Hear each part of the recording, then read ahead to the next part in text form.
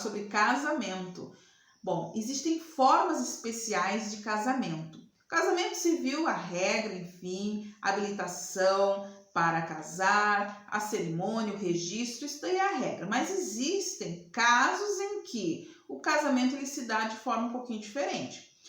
O primeiro caso aqui é o casamento religioso com efeitos civis. Não é somente um casamento religioso, receber a bênção lá da autoridade religiosa, não. Precisa também dar entrada no cartório para ter a habilitação para o casamento, né? E a autoridade religiosa, ela fica responsável para coletar as assinaturas dos nubentes, as assinaturas das testemunhas e depois, até em 5 dias, levar tudo isso para registro. Então, é possível, só que o casamento religioso ele precisa ser com efeitos civis. Para chegar a essa situação, os nubentes precisam ter todo aquele trâmite junto ao cartório, esperar, enfim, tem edital para ver se estão impedidos ou não, enfim. Tá? Só muda, bem dizer, a localização e a autoridade, no caso, delegada para aquele líder religioso,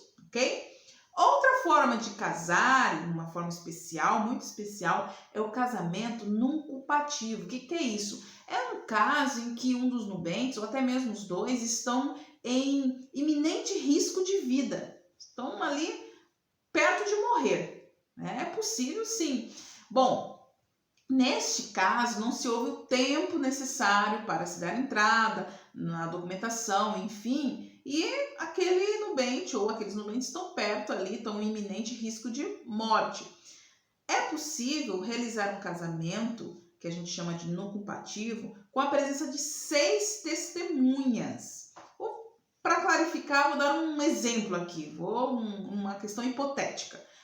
Imagine um casal, né? Um casal, ele está há 6 meses do seu casamento, enfim, são noivos e resolvem sair para jantar com alguns familiares num restaurante muito bonito e, infelizmente, naquela noite, o noivo, vamos matar aqui o noivo, ele recebe um tiro no coração, no peito, uma bala perdida, enfim, e está perto de morrer. Só que ele quer morrer casado, ele não aceita ir para o céu falar que morreu solteiro, ele quer morrer casado.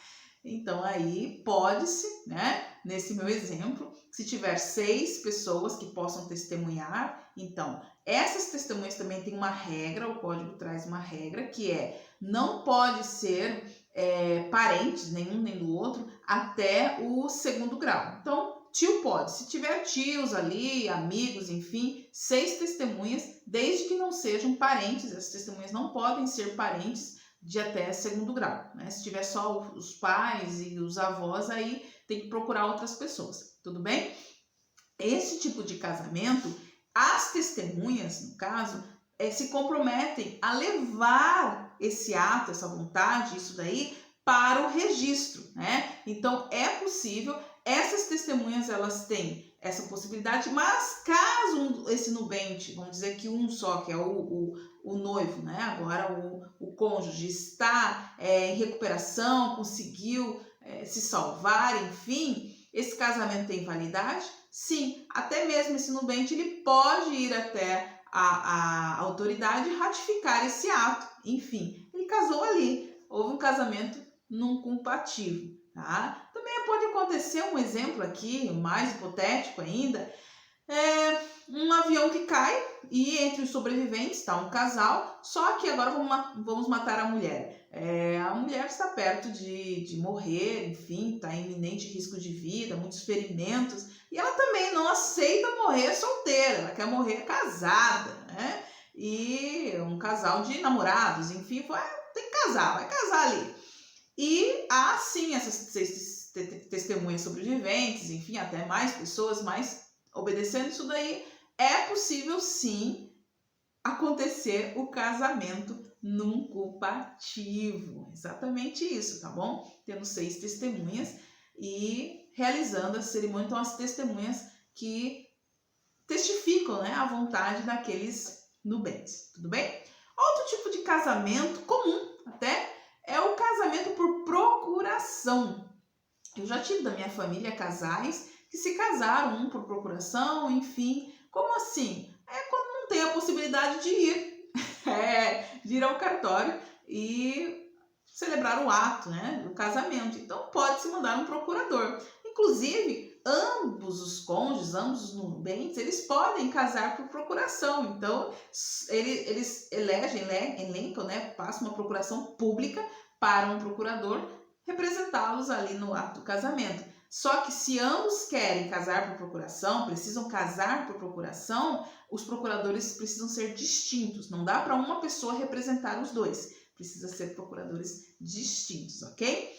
Temos também o casamento consular. O que é isso? Casamento consular é diante da autoridade do cônsul. O cônsul, ele tem essa autoridade também. É um caso de brasileiros, né? O nosso ordenamento jurídico possibilita isso. Brasileiros no exterior, moram no exterior, né? Residem em outro país e querem casar, mas eles querem casar pela lei do Brasil, enfim, até por uma impossibilidade de casar naquele país onde eles estão, enfim, não vem ao caso. Mas é possível eles se casarem diante da autoridade consular e quando voltarem para o Brasil, um dos nubentes, ou os dois, enfim, a partir do momento que um só volta ao Brasil, tem 180 dias para registrar esse casamento consular no ofício de registro de pessoas, né, o ofício de registro civil do local de residência, se tiverem, ou do primeiro ofício da capital onde eles vão residir, do estado onde eles vão residir, tudo bem?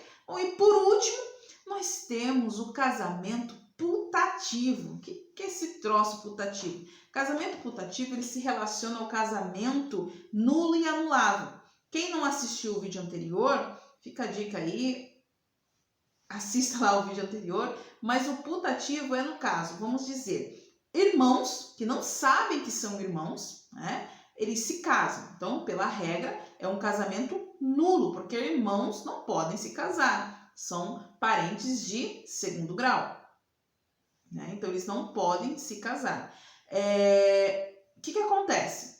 Mas se casaram, compraram casa, carro, tiveram toda uma vida aí junto, descobriram que são irmãos e agora é nulo, mas os efeitos do casamento, no caso, o cônjuge que estava de boa fé, nesse meu exemplo, os dois não sabem, então os dois estavam de boa fé, os efeitos, eles são produzidos, os efeitos do casamento. Então, não é porque o casamento é nulo que, vamos dizer que o varão, o homem, está numa dificuldade, né, e precisa do alimento, né, a pensão alimentícia. É possível ele pleitear também pensão alimentícia, enfim, alimentos para sua irmã, esposa, enfim, esposa não porque é nulo, né? Enfim, é possível porque é um dos efeitos do casamento, né?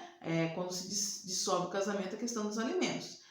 É possível, tá bom? Então, esse casamento putativo, também nós temos um exemplo de pessoas que casam com pessoas casadas. Isso daí é mais comum, né? Já aconteceu é mais comum esse exemplo. Enfim, casar com pessoa já casada. Então, aquele que casou, estando de boa fé, né? Não era casado, enfim, casou com aquela pessoa que já era casada. Quando se descobre, enfim, é um casamento nulo, é um casamento totalmente nulo. O que acontece? Os efeitos do casamento, né, eles são produzidos porque a pessoa estava de boa fé. Inclusive, aquele que casou sendo casado, ele incorreu no crime de bigamia, tá bom? Então é isso, pessoal. Sobre casamento, essas formas especiais, né, é interessante. Vou continuar agora com o casamento, mas falando sobre os regimes do casamento. Então, compartilha, dê seu joinha, enfim, comente aqui. Eu quero que você entenda, né, que casamento ele é um instituto muito complexo. Não é simplesmente vou casar e ok. Precisa se entender. O casamento ele tem formas, ele tem toda uma solenidade, né, jurídica para que seja concretizado. Então, no próximo vídeo nós nos vemos e eu falarei sobre regimes de casamento. Meu beijo a todos vocês e até lá. Tchau, tchau.